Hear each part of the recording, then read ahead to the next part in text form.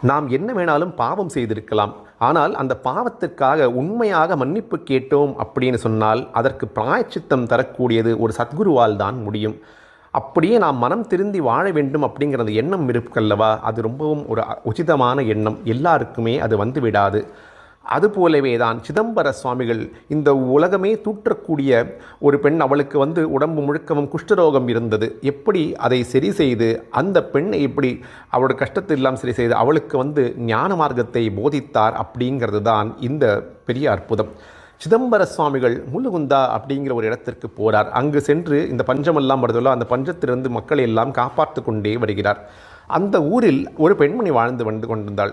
அவளுடைய சூழ்நிலைகள் ஒரு மாதிரி இருந்த காரணத்தினால் அந்த பெண்மணி சில கர்மாக்கள் செய்ய அவளுக்கு வேறு வழி இல்லாமல் சில கர்மாவில் அவள் ஈடுபட்டாள். அந்த கர்மாவில் ஈடுபட்ட காரணத்தினால், அந்த பாவச் செயலின் காரணத்தினால் அவளுடைய உடல் முழுவதும் இந்த குஷ்டரோகம் பரவி இருந்தது. இந்த குஷ்டரோகத்தால் பீடிக்கப்பட்டிருந்த அந்த பெண் என்ன செய்தாள் அப்படின்னு சொன்னால், சிதம்பர தீட்சிதர் அப்படிங்கிற இந்த மகான் வந்திருக்கார், இவர் கருணாசாகரர், இந்த சுவாமிகளோட பாதங்களில் போய் நம்ம சரணாகதி அடையணும் அப்படின்னு சொல்லி எப்படியாவது இந்த சிதம்பர சுவாமிகள் நம்மை கண்டிப்பாக காத்து ரட்சிப்பார் அப்படிங்கிற முழு நம்பிக்கையுடன் சிதம்பர சுவாமிகளை நோக்கி சென்றாலாம் இந்த பெண்மணி. சிதம்பர சுவாமிகள் எங்கே இருக்காரோ அந்த இடத்திற்கு போய் பக்கத்தில் இருக்கக்கூடிய ஒரு ஆற்றில் இதுவே கங்கை அப்படின்னு நினைத்து கொண்டு இனிமேல் நான் மனதாலும் எல்லா விதத்திலும் நான் தூய்மையானவளாகவே வாழ்வேன் அப்படின்னு பிரதிஜை எடுத்துக்கொண்டு சிதம்பர சுவாமிகளுடைய பாதங்களை நோக்கி தவம் செய்து அப்படியே அந்த பெண் மூழ்கி எழுதாலாம். சிதம்பர சுவாமிகள் இருக்கக்கூடிய இடத்தை 3 முறை பிரதட்சணம் வந்தாலாம். சிதம்பர சுவாமிகளை எப்படியாவது பார்த்து நமஸ்காரம் செய்ய வேண்டும் அப்படிங்கிறது மட்டும்தான் அவளுடைய மனதில் இருந்த ஒரே ஒரு ஆசை. ஆனால் அது நடக்க முடியவில்லை. ஆனால் யாரும் சிதம்பர சுவாமிகளை நெருங்க விடவில்லை. ஒரு முறை சிதம்பர சுவாமிகளே அவர் நின்று கொண்டிருக்கும் பொழுது அவரை பார்த்து அவருடன் அருளாசி பெறக்கூடிய பாக்கியம் இந்த பெண்ணுக்கு கிடைத்தது. சிதம்பர சுவாமிகள் வெளியில் வரார். அப்படி வரும்பொழுது இந்த பெண்மணி அவரோட பாதங்களில் விழுந்து வணங்குறார். மற்றவர்களெல்லாம் தள்ளி போய்விடுகிறார்கள். ஆனால் சுவாமி என்ன சொல்கிறார் அப்படின்னு சொன்னால், இந்த பூர்வ ஜென்மால நீ பண்ண பாவங்கள் எல்லாம் ரொம்பவும் அதிகமாக இருக்குது. அதனால் தான் இப்பொழுது இந்த வியாதி உனக்கு வந்திருக்கு. இந்த வியாதியெல்லாம் உன்னை விட்டு போக வேண்டும் அப்படிங்கிற காரணத்தினால் நீ என்னை நாடி வந்திருக்காய். இப்போது ஒரு விஷயத்தை யோசித்து பார்க்கணும்.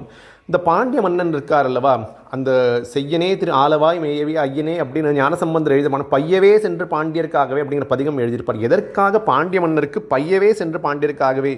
ஏன் அந்த அக்னி அப்படியே அப்படி ஜொலித்து இது அப்படி சாம்பலாக்கி விட வேண்டும் ஞானசம்பந்தர் ஏன் அக்னி பகவானுக்கு அவர் கட்டளை கொடுக்கலை அப்படின்னு சொன்னால், அவர் சிவபக்தர் ஆக வேண்டும் அப்படிங்கிற விதி அவருடைய வாழ்க்கையில் இருந்தது. ஒருத்தன் அழிவிலிருந்து தப்ப வேண்டும் அப்படிங்கிற விதி இருந்தது அப்படின்னு சொன்னால் சாட்சாத் எம்பெருமானாகிய ஈசனின் பாதங்களை கண்டிப்பாக பணிவான்.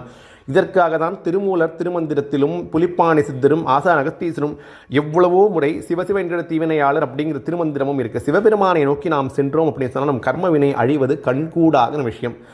ஆகவே இந்த சிதம்பர சுவாமிகள் சாட்சாத் நடராஜமூர்த்தியை மனித அவதாரம் எடுத்து வந்த காரணத்தினால், சிதம்பர சுவாமியோட பாதங்களில் இந்த பெண் விழுந்த காரணத்தினால் அவர் என்ன சொல்கிறார் அப்படின்னால், உன்னால் இந்த பாவங்களிலிருந்து வெளியில் வரக்கூடிய ஒரு உபாயம் என்னால் சொல்ல முடியும், நீ அதை செய்வாயா அப்படின்னு சொல்லி என்ன சொல்கிறார் அப்படின்னு சொன்னால், இங்கே அன்னதானம் நடந்திருக்கல்லவா, அந்த அன்னதானத்தை எல்லாரும் இலையில் சாப்பிட்டு இருப்பார்கள் அல்லவா, அந்த இலை மீது, அந்த உச்சிஷ்டம் இருக்கக்கூடிய அந்த இலை மீது நீ 3 நாட்கள் அங்க பிரதட்சணம் செய்வாயே, ஆனால் கண்டிப்பாக இந்த வியாதி குணமாகிவிடும் அப்படின்னு சொல்கிறார். சரி, யாராவது ஒருத்தர் சாப்பிட்ட இலையில் அங்க பிரதர்ஷனம் செய்வது அப்படிங்கிறது எங்கேயாவது நம்ம கேள்விப்பட்டிருப்போமா அப்படிங்கிற கேள்வி வரும்பொழுது, நெரூரில் இருக்கக்கூடிய சதாசிவ பிரம்மேந்தாளுடைய அந்த ஜீவ சமாதி இருக்கு இல்லையா, அங்கு வருடாதிருடம் இந்த வைபவம் நடந்து கொண்டு தான் வருகிறது.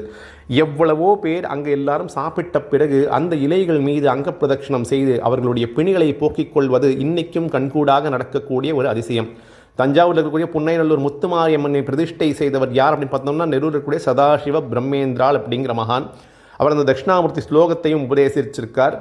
ரொம்ப சக்தி வாய்ந்த மகான் நெரூர் சதாசிவ பிரம்மேந்திரர்.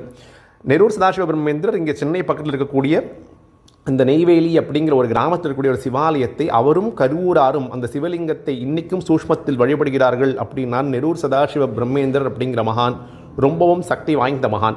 அந்த மகானுடைய அதிஷ்டானத்தில் போயிட்டு வருஷா வருஷம் இந்த குரு பூஜை நடக்கும் பொழுது இந்த உச்சிஷ்டம் இருக்கக்கூடிய அந்த இலைகள் அங்க பிரதட்சணம் செய்தால் எல்லா பிணியும் நீங்கும் அப்படிங்கிறது நம்மளுடைய தமிழகத்திலும் இருக்கக்கூடிய ஒரு வழக்கு தான். இதே தான் சிதம்பர சுவாமிகளும் சொல்கிறார். நீ அவ்வாறே அங்க பிரதட்சணம் செய்வாய் அப்படின்னு சொன்னால் உன்னுடைய உடம்பில் இருக்கக்கூடிய இந்த வியாதிகள் எல்லாம் போய் மறுபடியும் உன்னுடைய உடம்பு அப்படியே பொன் நிறமாக மாறிவிடும். இது சத்தியம் அப்படிங்கிற வரத்தை சாட்சாத் பரமேஸ்வரனே கொடுத்துடுறார். அந்த வரம் கிடைத்த காரணத்தினால் அவளும் குருவின் மீது பரிபூர்ண பக்தியுடன், கொஞ்சம் கூட சலனம் இல்லை, கொஞ்சம் கூட இது நடக்குமா அப்படிங்கிற எண்ணம் இல்லை. பகவத்கீதையில் கிருஷ்ணர் சொல்கிறார், சஞ்சயாத்மா வினஷ்சதி, ஒருவேளை சந்தேகம் இருக்குது அப்படின்னு சொன்னால் கண்டிப்பாக அழிவு நிச்சயம். அப்படி எந்த அழிவும் அழிவு வராது அப்படின்னு இருக்கக்கூடிய நிலை இந்த பெண்ணுக்கு இருந்த காரணத்தினால் அவ்வாறே முதல் நாள் செய்தால், 2வது நாள் செய்தால், 3வது நாள் அவள் செய்து முடித்த பிறகு திடீரென்று பார்த்தால் அப்படியே அந்த தோலில் இருக்கக்கூடிய அந்த வியாதி, குஷ்டரோகம் எல்லாம் சுவடே தெரியாமல் மாய்ந்து போய் அப்படியே அந்த தோல் பொன் நிறத்தில் மின்னியதாம். அதற்கு பிறகு இந்த பெண்மணி என்ன செய்தாராம், சாட்சாத் நடராஜமூர்த்திக்கு ஒரு சமர்ப்பணமாக, அந்த நடராஜருக்கு ஒரு நாட்டியாஞ்சலியை சமர்ப்பணமாக செய்து சுவாமிகளுடைய பாதங்களில் விழுந்து சொன்னாலாம் இந்த பெண், தாங்கள் தான் சாட்சாத் பரமேஸ்வர ரூபமே, உங்களை பார்த்த காரணத்தினால் நான் இந்த ஜென்மத்திலும் முன்னாடி ஜென்மத்தில் எந்தெல்லாம் பாவம் செய்தேனோ அவை அனைத்தும் என்னை விட்டு அகன்று விட்டன. உங்களுடைய தரிசனமே என்ன தானங்கள், ஹோமங்கள், தவங்கள், ஜபங்களால் என்ன எனக்கு கிடைக்கவில்லையோ, நாமஸ்மரணம் எது கிடைக்கலையோ, உங்களுடைய பாதங்களை தரிசித்த மாத்திரத்திலேயே எனக்கு எல்லா விதத்திலும் எனக்கு விடிவு கிடைத்து விட்டது. தாங்களை போன்ற கிருபாநதியை இந்த மூவுலகங்களில் என்னால் பார்த்திருக்கவே முடியாது. மனதாரும் செயலாலும் வாக்காலும் அனைத்தும் நான் உங்களுக்கு சத்தியம் செய்கிறேன், நான் இனிமேல் எப்பொழுதுமே ஒரு நல்ல வாழ்க்கையை வாழ்வேன் அப்படின்னு கண்ணில் அப்படியே அந்த கண்ணீரோட அந்த அம்மா சிதம்பர சுவாமிகளை பார்த்து சொன்னாலாம், தாங்கள் என் மீது எப்பொழுதும் அருள் கடாட்சத்துடன் இருக்க வேண்டும், தாங்கள் எப்பொழுதும் எனக்கு அருள் செய்ய வேண்டும் அப்படின்னு சொன்னாராம். சிதம்பர சுவாமிகளும் சொன்னாராம், உன்னுடைய இந்த வியாதி குணமாகிவிட்டதல்லவா, நீ இனிமேல் எதை பற்றியும் கவலைப்பட வேண்டிய அவசியமே இல்லை, இப்படியே தாங்கள் ஒரு நல்ல வாழ்க்கையை வாழுங்கள் அப்படின்னு சொல்லி சுவாமிகள் அருள் கடாட்சம் செய்தார் அப்படின்னு சொன்னால், எப்பேற்பட்ட ஒரு கருணா கடாட்சம் படைத்த ஒரு கருணை உள்ளம் படைத்த கருணா சாகர் அப்படிங்கிற நம்ம பார்க்குறோம்.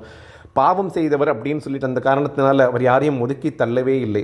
சுவாமிகள் இந்த தோல் வியாதியை குணப்படுத்தினார் அப்படின்னு சொன்னால், இந்த சுவாமிகளுடைய அருள் கடாட்சமும் கருணையும் அந்த பெண்ணுக்கு நிறைந்திருந்தது. அது மட்டும் இல்லை, நாம் என்னெல்லாம் பாவம் செய்திருந்தாலும் இறைவனிடம் மன்றாடி கேட்டுக்கொண்டு எனக்கு மன்னிப்பை வழங்க வேண்டும் அப்படின்னு சுவாமிகிட்ட கேட்டுட்டோம் அப்படின்னு சொன்னால் கண்டிப்பாக சிதம்பர சுவாமிகள் நமக்கு மன்னித்து நல்ல ஒரு வாழ்க்கை அருள்வார் அப்படிங்கிறது தான் இதை நம்ம புரிந்து கொள்ளணும்.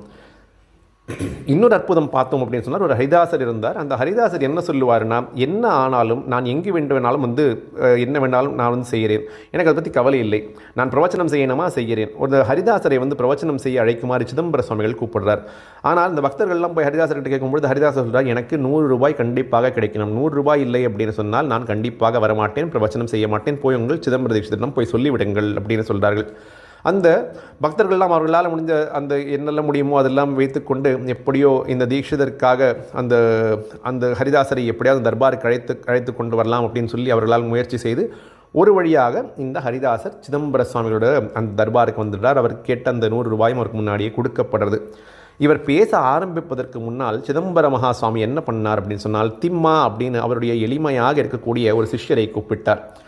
என்ன சொன்னாராம் திம்மாவிடம், நான் எப்படியாவது உன்னுடைய கீர்த்தனை நான் கேட்க வேண்டும், நீ போய் பாட ஆரம்பி அப்படின்னு சொன்னாராம். இந்த திம்மாவுக்கு அப்படியே வெளவெளுத்து போய்விட்டது. எனக்கு இருக்கிறது எனக்கு கொஞ்சம் கூட அறிவுங்கிறது எனக்கு அறவே கிடையாது, எனக்கு வாய் பேசவும் வராது, நான் என்ன சாமி பேச போகிறேன் அப்படின்னு கேட்கும் பொழுது, நீ பேசு, என்னுடைய அருள் கடாட்சம் உனக்கு இருக்குது அப்படின்னு சொல்லும் பொழுது அந்த விபூதியை இட்டுவிட்டு அவர் மீது அப்படியே அந்த கமண்டலத்து ஜலத்தையும் தெளித்தாராம். அப்பொழுது அவருக்குள் ஒரு பாண்டித்யம் எப்படி தோடகாச்சாரியார் ஆதிசங்கர பகவத்பாத அருள்கடாட்சத்தால் அந்த தோடகாஷ்டத்தை இயற்றினாரோ அதுபோலவே சிதம்பர சுவாமிகள் மீது ஒரு அற்புதமான ஸ்தோத்திரத்தை இயற்றினாராம்.